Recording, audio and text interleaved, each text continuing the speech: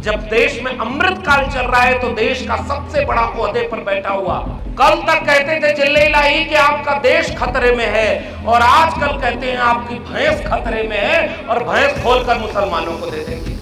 बताइए क्या ये भाषा होनी चाहिए देश के प्रधानमंत्री की? इसका मतलब वो इस देश में हिंदू बनाम मुसलमान करना चाहते हैं। और भारत का संविधान ये कहता है जो जिस धर्म और मजहब को मानने वाला है उसको माने, ये इसकी पूरी आजादी देश का संविधान देता है। क्या इसी देश को बनाने के लिए कुर्बानी दी कि मजहब के नाम पर लड़ाया जाएगा, जाति के नाम पर बांटा जाएगा, दूसरे का हक छीन कर किसी और को दे दिया जाएगा?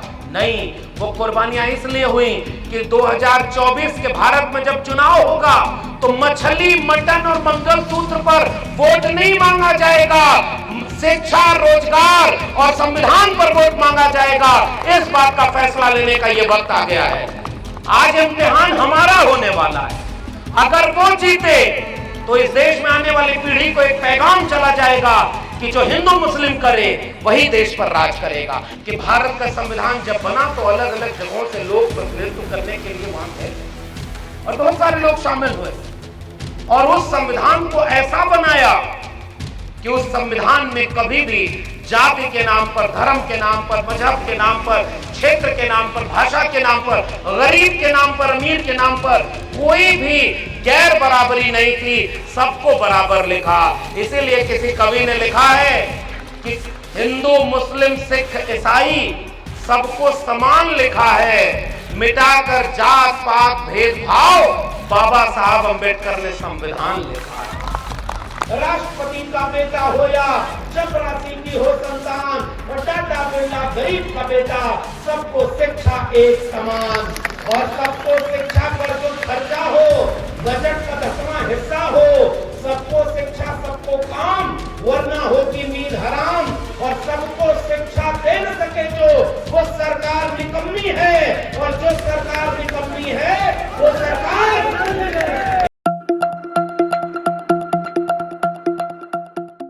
बहुत बहुत धन्यवाद आयोजक सभी अपने दोस्तों का, नवीन जी और इनकी पूरी टीम का, मंच पर बैठे हुए बहुत सम्मानित, बहुत अनुभवी, संघर्षशील, लंबे संघर्षों का पूरा अनुभव रखने वाले तमाम सम्मानित नेतागण, और विशेष सम्मानित आप लोग जो सामने बैठे हुए हैं, जो न होते तो मंच पर हम लोग भी नहीं होते।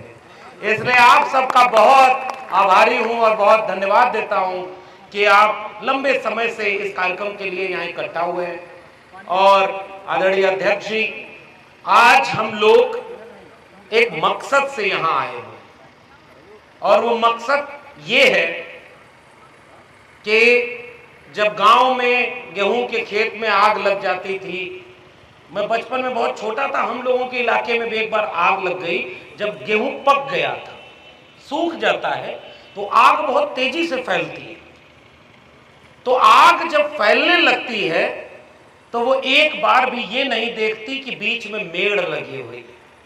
मेड़ पहचानती है क्या? क्या वो आग जब फैलती है तो गेहूं के खेत के मालिक की जाति देखती है क्या? धर्म देखती है क्या?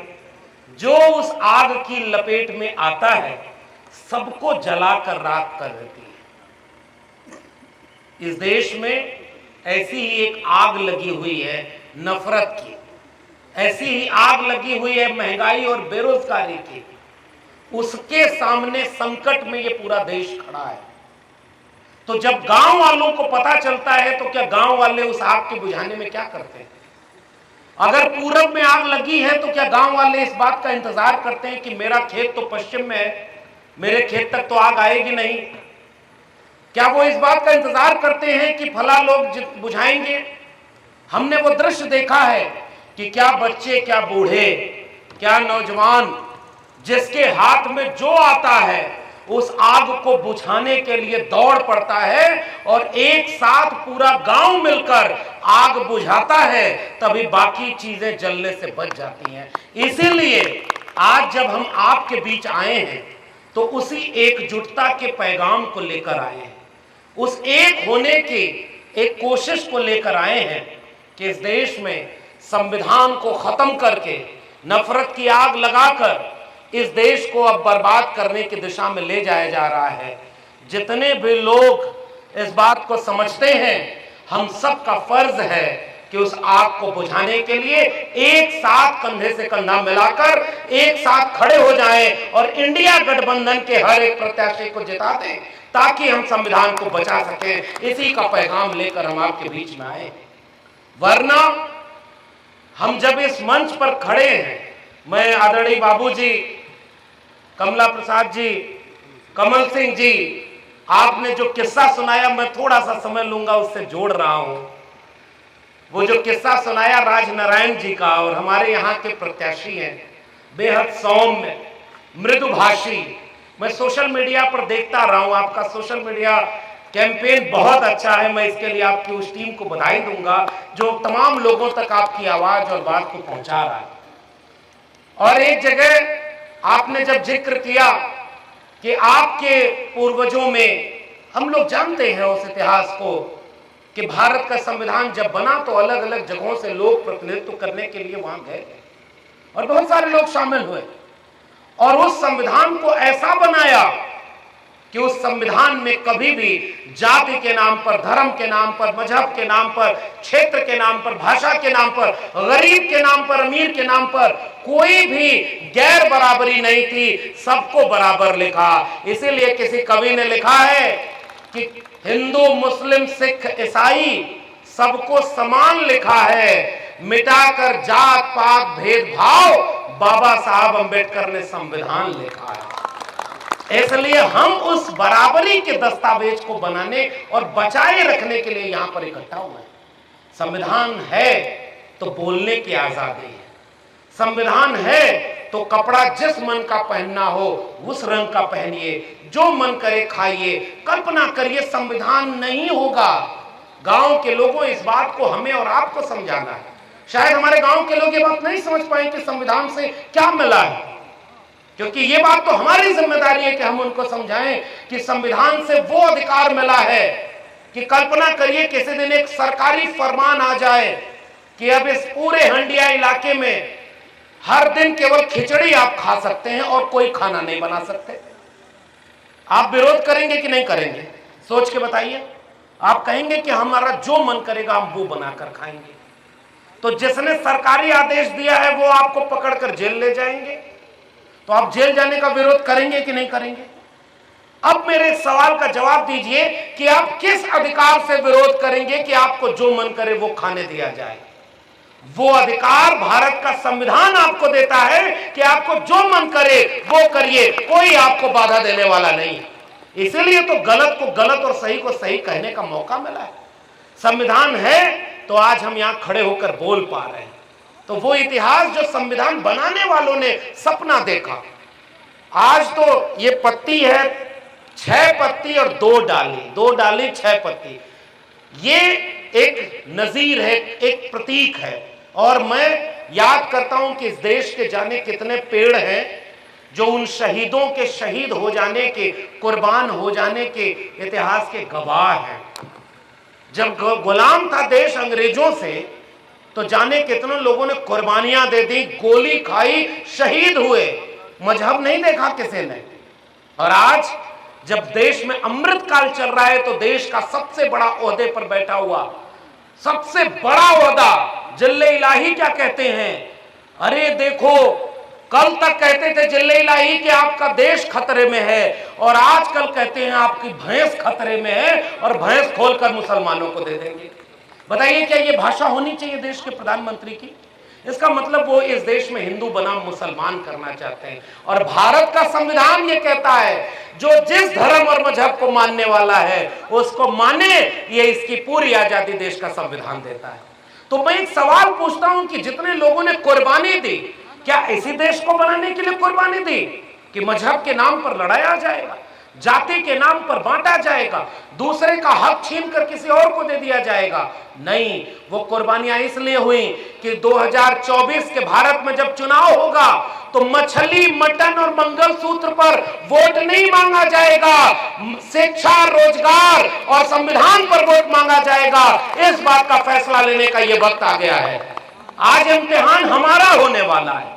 अगर वो जीते तो इस देश में आने वाली पीढ़ी को एक पैगाम चला जाएगा कि जो हिंदू मुस्लिम करे वही देश पर राज करेगा।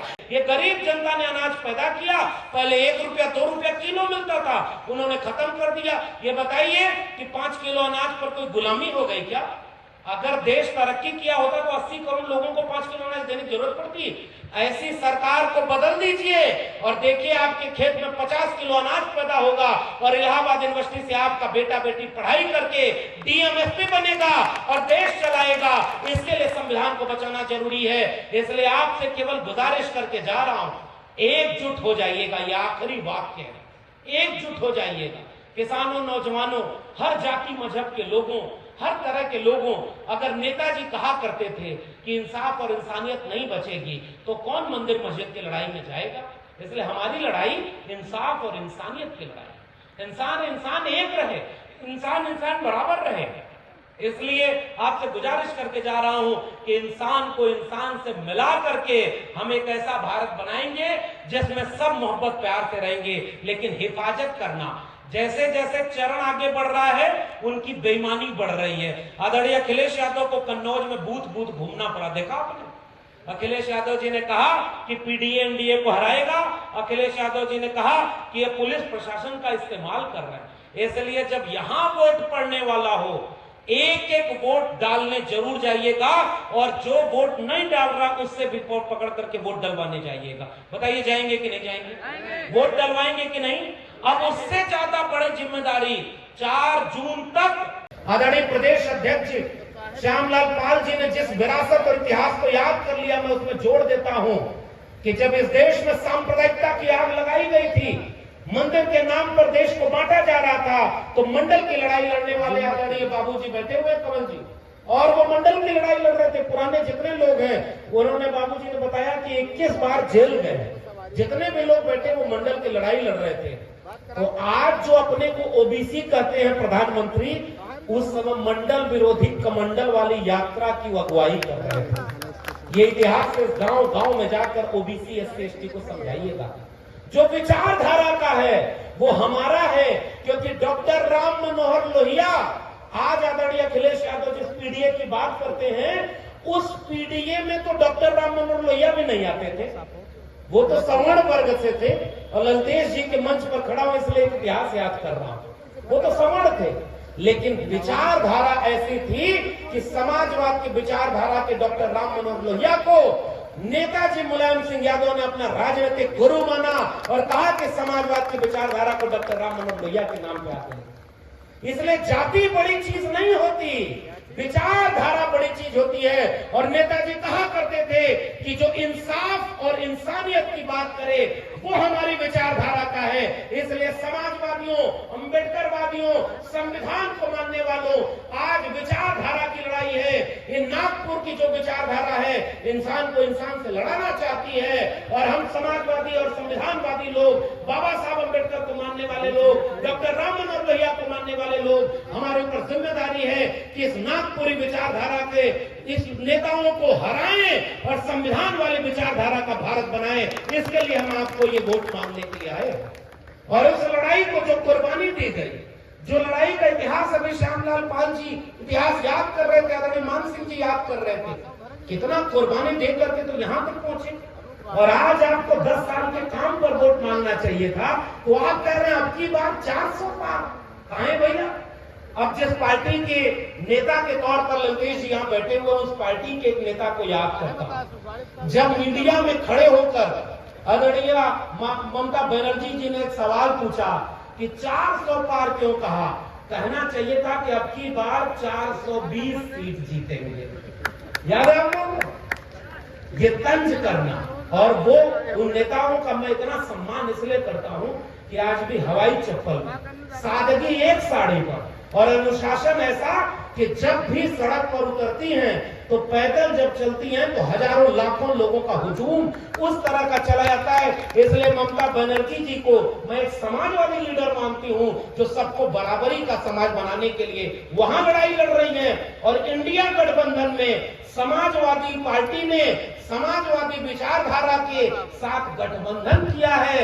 इसलिए इस तारे को भूलना नहीं है, इस निशान को भूलना नहीं है। 2 डाली और गांव-गांव इसको पहुंचाना हमारी जिम्मेदारी। एक समाजवाद के नारे लगा करते थे, मिटे गरीबी और अमीरी, मिटे चाकरी और मजबूरी, 100 से कम न 1000 से ज्यादा, समाजवाद का यही तकाजा, रोटी कपड़ा सस्ती हो, दवा पढ़ाई मुफ्ती हो, जो जमीन को जोते बोए वो जमीन का मालिक होए, राष्ट्रपति का बेटा हो या चपरासी की हो संतान, और टाटा बिरला गरीब का बेटा, सबको शिक्षा एक समान, और सबको शिक्षा पर जो खर्चा हो बजट का 10वां हिस्सा हो, सबको शिक्षा सबको काम, वरना होगी नींद हराम, और सबको शिक्षा दे न सके जो, वो सरकार निकम्मी है, और जो सरकार निकम्मी है वो सरकार।